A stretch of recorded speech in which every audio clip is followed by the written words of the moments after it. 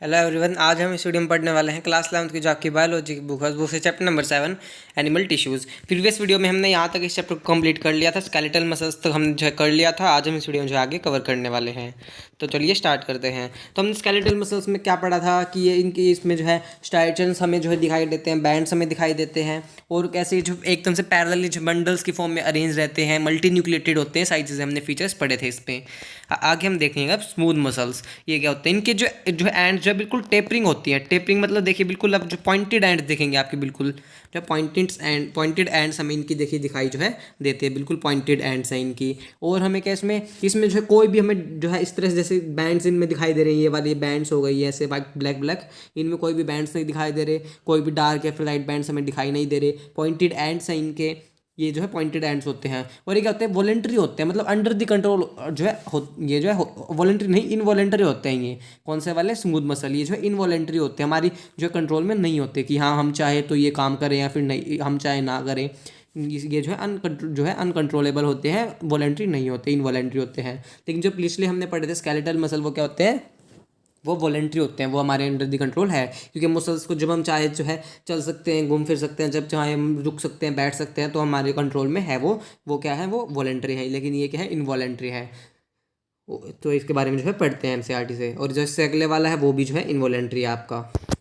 The smooth muscle fibre taper at both the and, दोनों and से जो है टेपर मतलब बिल्कुल जो है जो पॉइंटेड एंड्स हैं इनके। फ्यूसिफॉर्म, जिसे हम क्या कहते हैं, फ्यूसिफॉर्म कहते हैं। इंपॉर्टेंट है काफ़ी कि जो है सीधा स्टेटमेंट बेस में जो आया हुआ है कि ये फ्यूसिफॉर्म होते हैं, तो इंपॉर्टेंट है। PYQs में क्वेश्चन आया हुआ है इस लाइन से।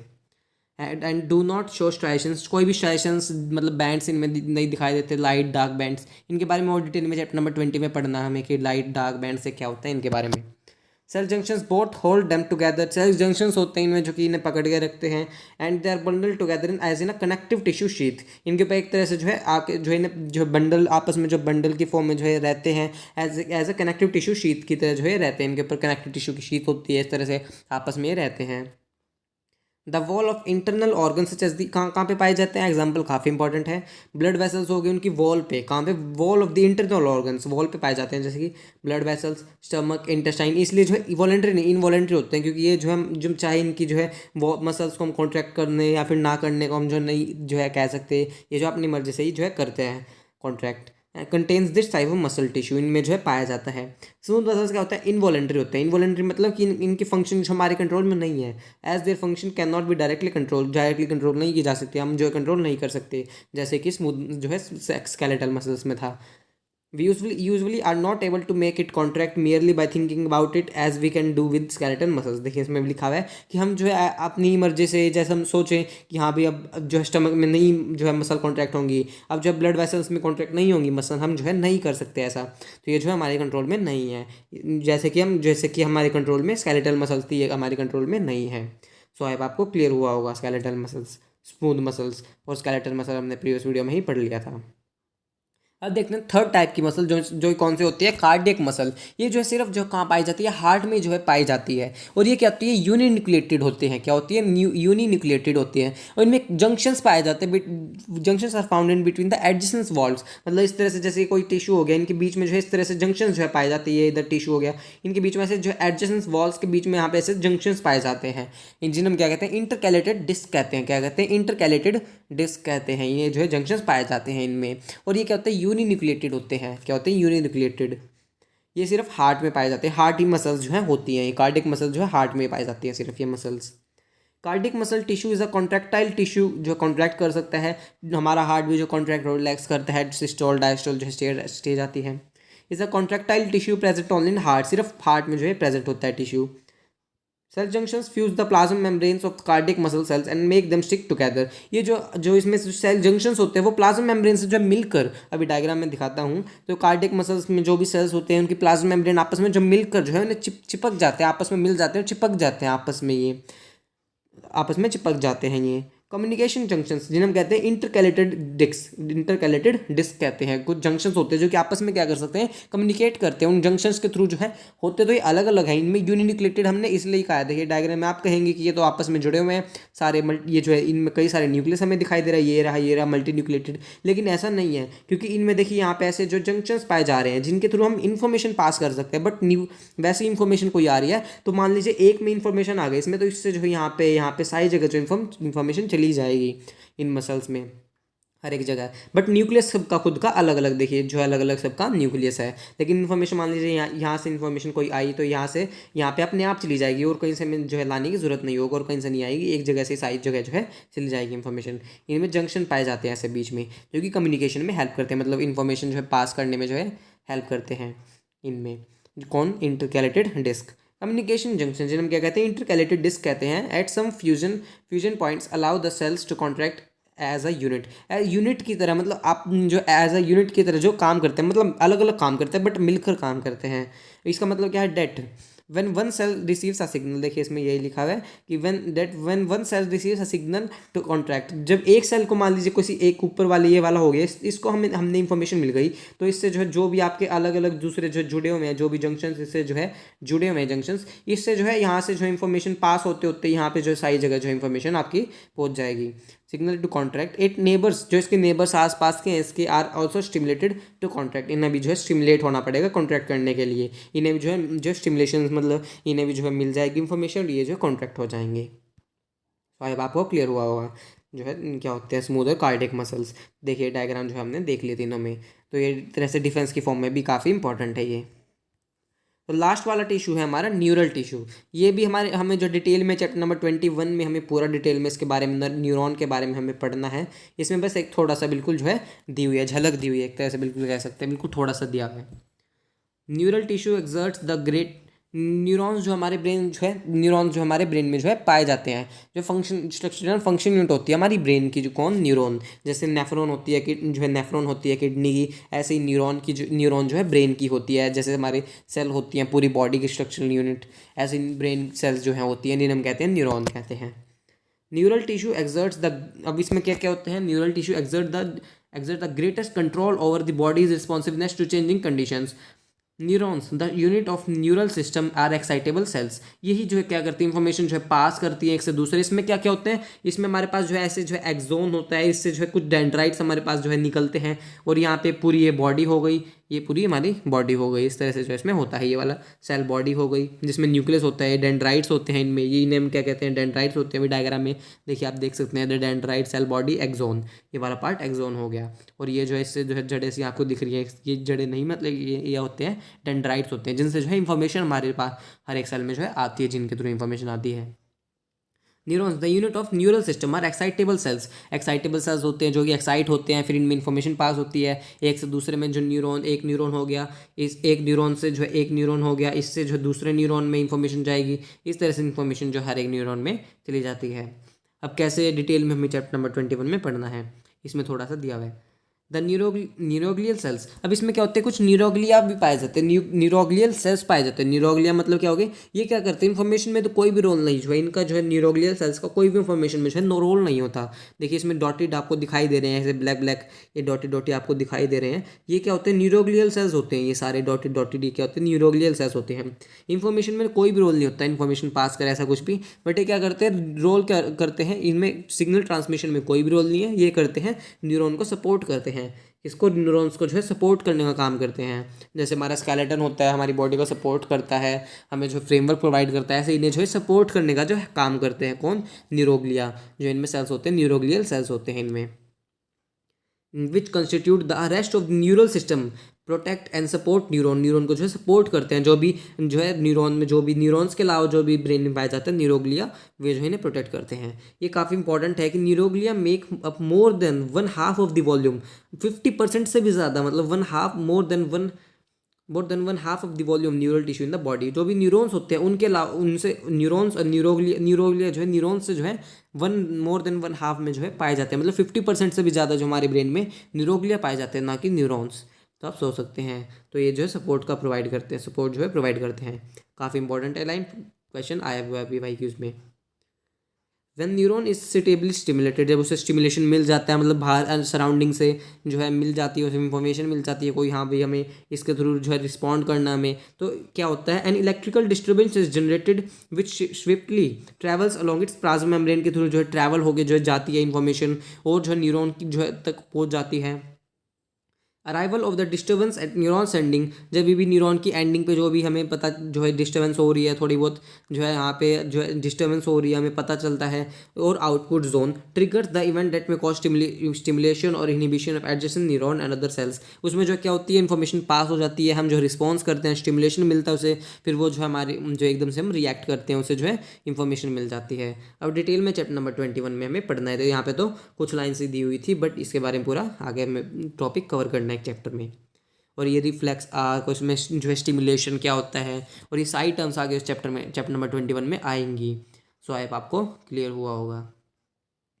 तो हमारा जो है इसमें जो आगे जो हम पढ़ेंगे, आई होप आपको ये क्लियर हुआ होगा। न्यूरॉन, न्यूरोग्लियल सेल्स थोड़ा सा ही पढ़ना हमें। देखिए डायग्राम में एक्सोन हो गया, एक्सोन दिखाया हुआ है, सेल बॉडी हो गई न्यूक्लियस के साथ, डेंड्राइट्स हो गई, न्यूरोग्लियल सेल्स हो गए, ये सारी चीज़ इसमें हो गई। तो इससे जो इन्फॉर्मेशन पास होकर जो है जाती है, डिटेल में आगे हमें पढ़ना है। तो आई आपको ये सारा अभी तक क्लियर हुआ होगा।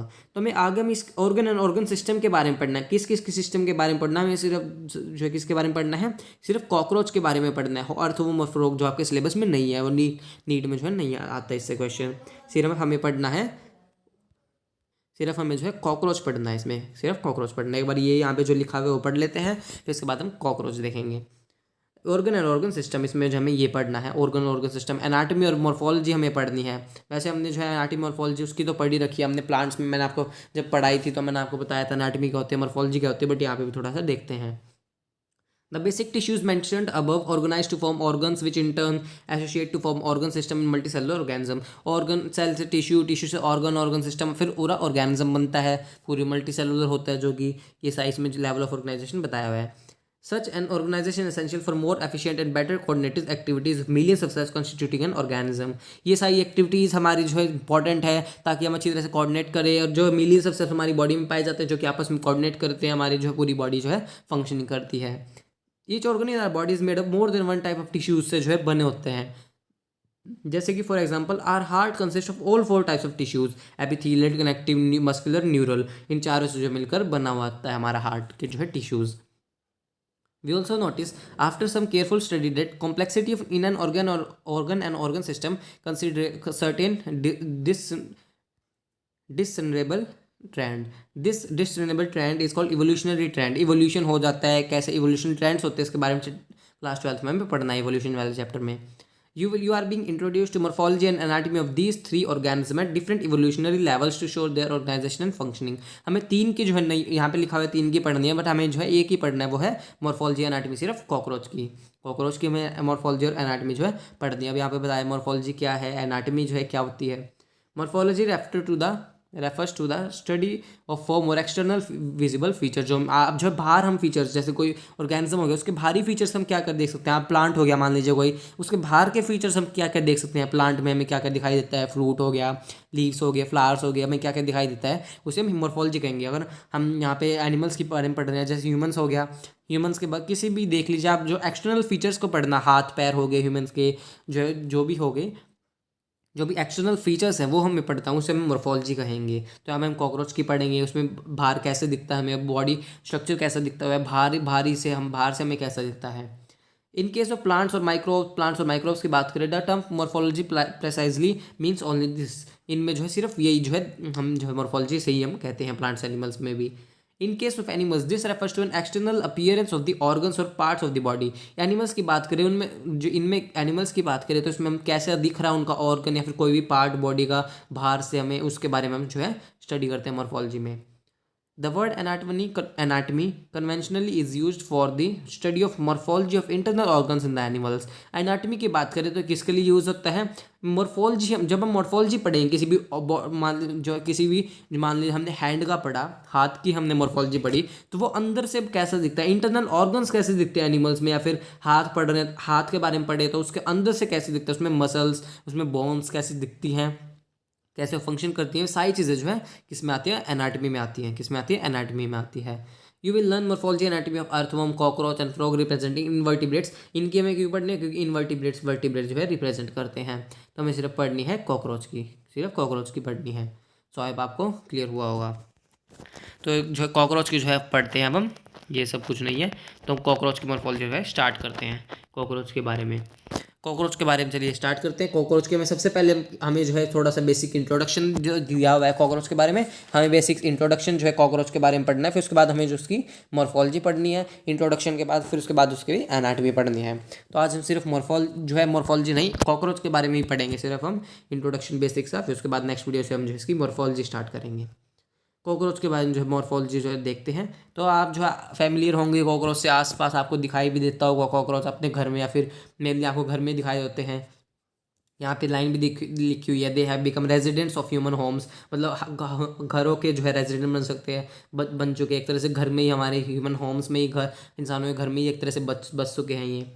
कॉकरोचेस आर ब्राउन, कैसे होते हैं? ब्राउन और ब्लैक बॉडीड एनिमल्स। वैसे तो अलग अलग तरह के आप देख सकते होते हैं, बट मेनली हम किसकी बात कर रहे हैं? पेरीप्लैनेटा अमेरिकाना की हम बात कर रहे हैं। पेरीप्लैनेटा अमेरिकाना जो कि कॉमन स्पीशीज होती है कॉकरोच की, हम जो कॉमन स्पीशीज होती है कॉकरोच की, पेरीप्लैनेटा अमेरिकाना। वैसे तो और भी होती है, बट अब मेनली जो है इसी कॉकरोच की जो है बात करेंगे, पेरीप्लैनेटा अमेरिकाना कॉकरोच की। ब्राउन होते हैं, फिर ब्लैक बॉडीड एनिमल्स होते हैं, पेरीप्लैनेटा अमेरिकाना की बात कर रहे हैं इनकी। Animals that are included in the class Insecta में इंक्लूड करते हैं। फाइलम आर्थ्रोपोडा, हमने चैप्टर नंबर 4 में ही पढ़ा था। फाइलम आर्थ्रोपोडा में आते हैं सारे कॉकरोचेस। क्लास इंसेक्टा होती है, यह चैप्टर नंबर 4 में पढ़ा था। 1 में भी हमें नहीं, चैप्टर नंबर 4 में ही पढ़ा था, चैप्टर नंबर 4 में हमने पढ़ा था। Bright yellow, red and green coloured cockroaches have also reported in tropical regions में। हमें जो है जो ब्राइट येलो कुछ और कुछ रेड या फिर ग्रीन जो कॉकरोच कलर के कॉकरोचेस भी हमें जो है दिखाई देते हैं। देर साइज़ की, अब साइज़ की बात करें तो काफ़ी इंपॉर्टेंट है ये। Ranges from 1/4 inches to 3 inches, 1/4 inches से लेकर 3 इंचेस तक होते हैं, मतलब 0.6 से 7.6 सेंटीमीटर तक जो है पाए जाते हैं। एंड हैव लॉन्ग एंटीने, और क्या क्या होते हैं इनके पास? आप जो है देखते कैसे कॉकरोच जो है छोटा सा होता है, आप जो है देखते हैं कि कैसे हम जो है उनके पास जाते हैं और एकदम से चले जाते हैं, कैसे वो इन्फॉर्मेशन डिटेक्ट करते हैं। तो उनके पास क्या होते हैं? लॉन्ग एंटीने होते हैं। जैसे कि हम उनके पास जाएंगे, पैर की उन्हें आवाज़ आएगी, हम आ रहे हैं, या फिर वो देख सकते हैं कोई भी आएगा तो एकदम से वो भाग जाएंगे वहाँ से। लॉन्ग एंटीना होता है। उनके पास पैर होते हैं, लेग्स होते हैं। Flat extension of the upper body that wall that conceals the head, उनके पास हेड होता है जो कि अपर बॉडी में जो है पाया जाता है। उसकी एक्सटेंशन ही होता है, अपर बॉडी जो है होती है उसकी एक्सटेंशन होती है उसके ऊपर, मतलब उसका ही जो है एक्सटेंशन होती है, उसकी उभराव होते हैं। यहाँ पे इस तरह उसकी आई पाई जाती है, हेड पाया जाता है, हेड और उसमें आई, हेड पाए जाते हैं। दे are nocturnal omnivorous, nocturnal omnivorous मतलब क्या हो गया? नक्टर्नल ऑमनीवोरस तो होते ही है, नक्टर्नल मतलब क्या हो गया? ये एक्टिव रहते हैं रात के दौरान, जो है एक्टिव रहते हैं ज़्यादा, रात के दौरान ये एक्टिव रहते हैं ज़्यादा। इसका मतलब नक्टर्नल का मतलब ये हो गया, they are the active during the night, जो है नाइट के दौरान। ऐसा क्यों होता है? क्योंकि इनके पास जो कंपाउंड आइज होती हैं, क्या होती है? कंपाउंड आइज होती हैं, जिनमें जो कि अप्रॉक्सीमेट 2000 इमेजेस बनाती है, जो कि हेक्सागोनल होती है, जिन्हें हम कहते हैं ओमेटिडिया। तो इसके बारे में आगे हमें पढ़ना है, जो है नक्टर्नल विजन का जो है होता है, इसलिए हम इसके बारे में आगे पढ़ना है। ये जो है रात में अच्छी तरह से देख पाते हैं, इसलिए तो इसके बारे में आगे पढ़ेंगे। They are nocturnal omnivorous that living damp places throughout the world, damp places में रहते हैं, मॉइस्चर में रहते हैं काफ़ी। They have become residents of human homes में जो बस चुके हैं एक तरह से। And these are serious pest and very vectors of several disease, serious pest है ये, अलग अलग डिजीज जो हमारे जो है घर में जो है करते हैं। सो आई आपको क्लियर हुआ होगा। तो ये जो हमने पढ़ी कॉकरोच के बारे में, कॉकरोच क्या होता है, उसका कलर कैसा होता है, कहाँ कहाँ पे पाया जाता है, साइज़ क्या होता है, नक्टर्नल ऑमनिवोर्स होते हैं, काफ़ी इंपॉर्टेंट है ये। और जो है इसकी वीडियो जो है नेक्स्ट वीडियो में हम जो इसकी मॉर्फोलॉजी स्टार्ट करेंगे। देखिए कॉकरोच कैसा दिखता है, ये क्या होते हैं, हेड क्या होते हैं, ये एंटीना हो गया, इसके एंटीना हमें दिखाई देता है, कंपाउंड आइज़, और जो है इनके लेग के बारे में, लेग में कौन कौन से लेग होते हैं इसके बारे में, एब्डोमेन, इनका जो हेड जो है रीजन, जिनके 3 पार्ट रीजन्स में डिवाइड किया गया है बॉडी को, जो कॉकरोच की सेगमेंटेड होती है 3 रीजन्स में, हेड, थोरैक्स, एब्डोमेन, इसमें पढ़ेंगे। सो आई अब आपको जो है समझ आ गया होगा। सो अगर आपको वीडियो अच्छी लगी हो, वीडियो को लाइक कीजिएगा, मेरे चैनल को सब्सक्राइब भी कीजिएगा, और मुझे कमेंट करके बताइएगा आपको वीडियो कैसे लगी। थैंक यू, मिलते हैं नेक्स्ट वीडियो में।